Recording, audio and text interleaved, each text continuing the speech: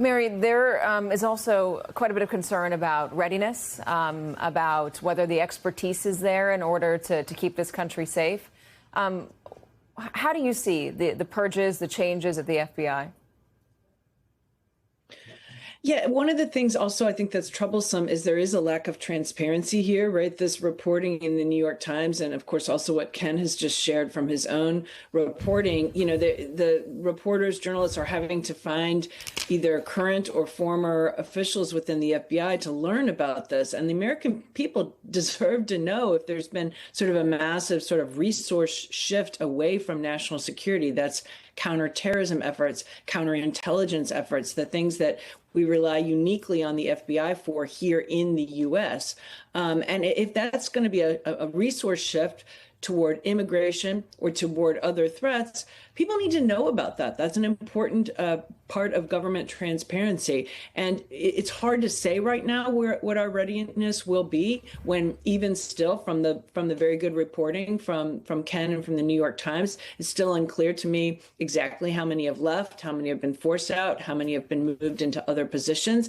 And I think important here also is that what we're talking about, at least based on my experience working directly with the FBI for a number of years, people don't just suddenly become, an assistant director in the counterterrorism section as a transfer from some other place. Like, these are people who have been spending their careers and sometimes decades doing counterterrorism work, right? So they not only know all of their sort of similar situated investigators with, across the FBI, but also the rest of our intelligence community and also our allies abroad, right? So they've got those relationships and that muscle memory and that experience that could really suffer here.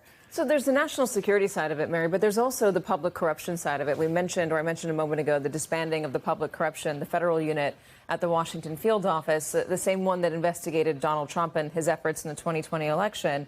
I wonder the message that is sending that there are certain things that are off limits. And it's not just that aspect of it. There's also the disbanding of an internal watchdog group that was established in 2020. They were responsible for helping ensure that employees comply with laws, regulations, and policies in general. They've been absorbed by the inspection division. By the way, they examined agent shootings and allegations of misconduct. When you take that, you take the public corruption side. You also take the types of people that Donald Trump has been pardoning lately, a lot of white-collar criminals who've been accused of fraud, who've been accused of tax evasion, who've been accused of corruption. I wonder, does that send a message to FBI agents that public corruption is maybe not a priority? Well, yes, and particularly when you also couple that, another thing to couple that with is what's happened at the Department of Justice, right? With disbanding the offices that focused, for example, are not disbanding, but refocusing the offices that looked into foreign corrupt trade practices, for example, and Foreign Agent Registration Act cases and other types of that latter is less of a sort of typical public corruption crime, but it does involve it. And Foreign Corrupt Trade Practices Act cases, those are replete with corruption. So it does show that we're not going to be focusing on that when the department under Attorney General Pam Bondi and her deputy and and also Emile Bove announced these various changes sort of away from corporate fraud and white collar crime. Now you're seeing that disbanding of those in the FBI that were focused on those things. It absolutely sends that message. And as you noted, also in combination with the pardons.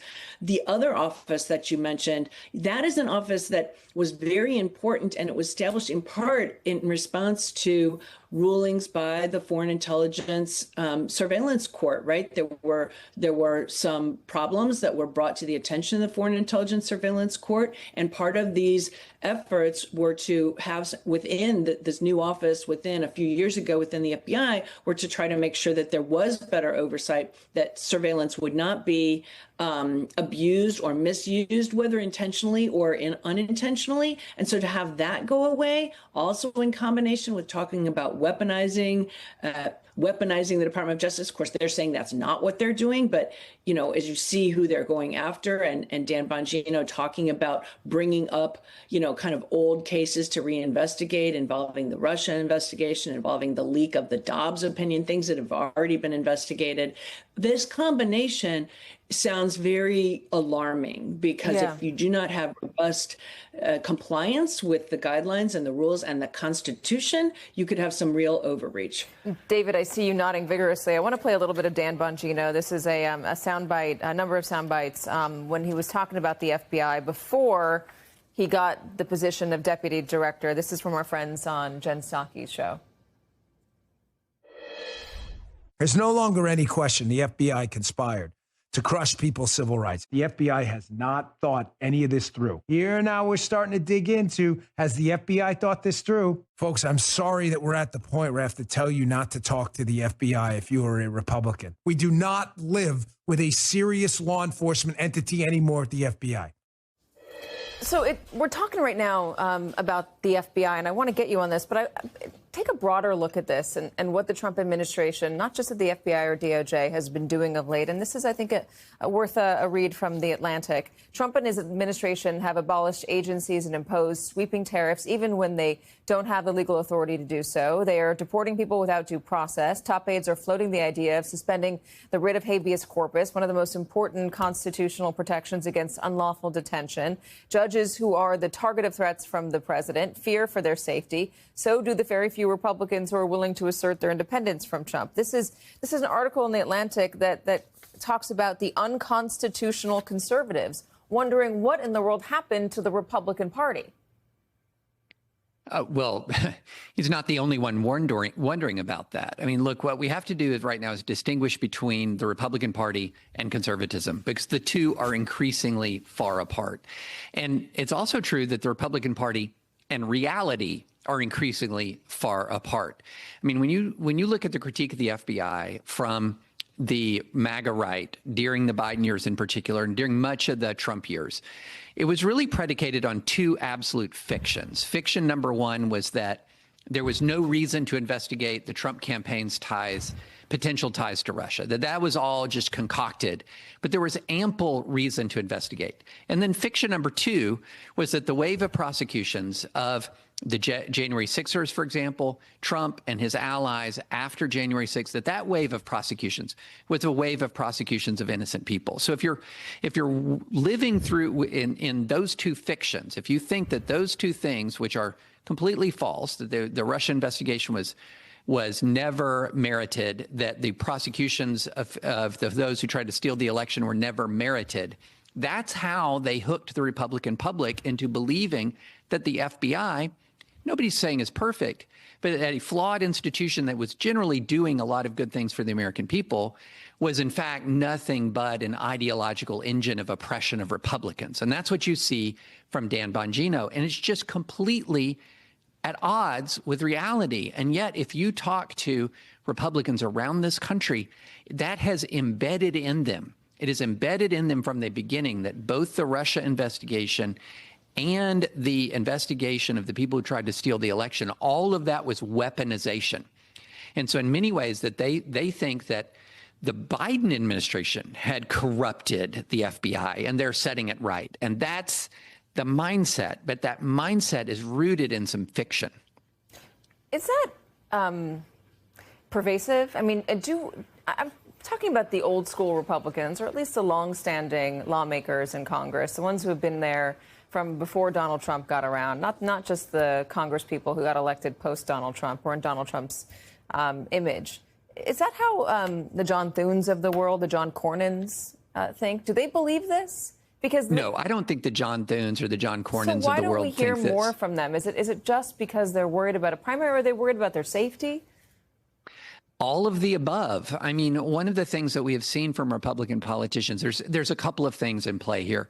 One is we're now about 10 years into the Trump era since 2015 when he came down the escalator. And there's one thing that they have seen with crystal clarity that applies to politicians, and that is every politician in the Republican Party who has stood up to Trump has no career left anymore. So the basic embedded view in the Republican elected ranks is defy Trump and you end your career. That's just what it is.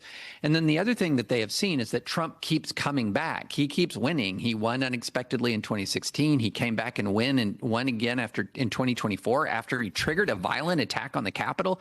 So a lot of them are just in this position where they think you can never count out Donald Trump. Donald Trump is always going to kind of win in the end.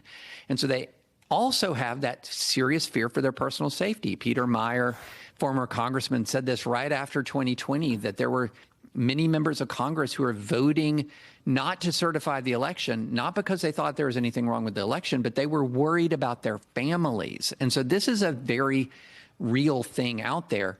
Thankfully, so far, the judges have been largely immune from this. The judges have not capitulated in the way that Congress has capitulated.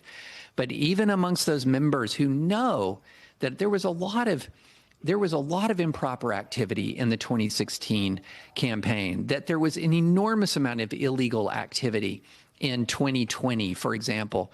They know this, and yet they will not say it. They are not willing to, in their view, commit career suicide and potentially put themselves at risk.